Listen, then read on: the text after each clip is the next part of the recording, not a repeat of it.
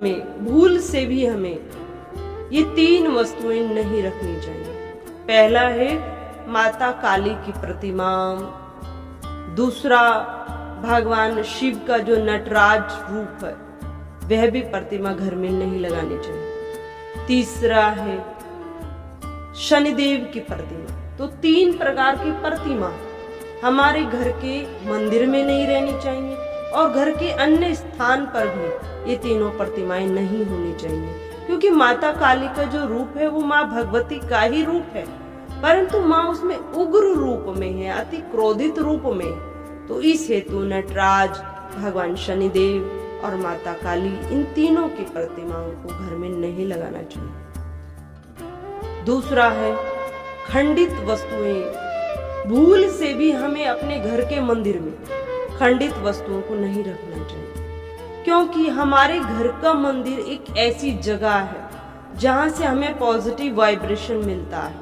हमारे घर का वातावरण सुंदर बना रहता है, सकारात्मक माहौल रहता है, और उसी स्थान पर यदि खंडित वस्तुएं रखी तो वहां से वो जो पॉजिटिव एनर्जी हमें मिलती है वो समाप्त हो जाती है। इसलिए खंडित पदार्थ में जैसे शंख यदि खंडित है तो उसको हटा देना चाहिए। यदि मोरपंख भगवान को लगा है और वो खंडित है तो उसको हटा देना चाहिए। इसी प्रकार यदि कोई बहुत सुंदर और कीमती प्रतिमा है परंतु वो खंडित हो चुकी है तो उसको भी तुरंत हटा देना चाहिए।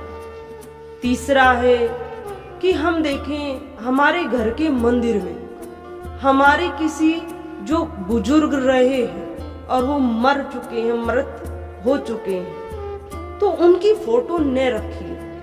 तो मृत परिजन की फोटो घर के मंदिर में कदापि नहीं रखनी चाहिए, भले ही वे बहुत धर्मात्मा रहा हो, परोपकारी रहा हो, उसका जीवन बहुत सात्विक रहा हो, परंतु वे इस पृथ्वी पर आया, गर्भ के द्वारा उसका जन्म हुआ।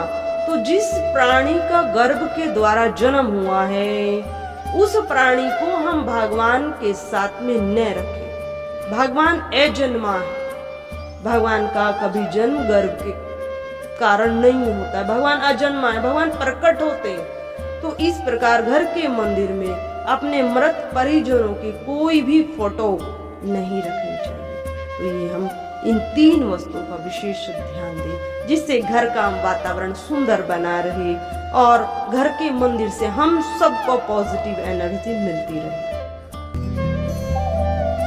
परम पूज्य श्री साध्वी ब्रह्म ज्योति सरस्वती जी के प्रवचन प्राप्त करने हेतु दिव्य वाणी चैनल को सब्सक्राइब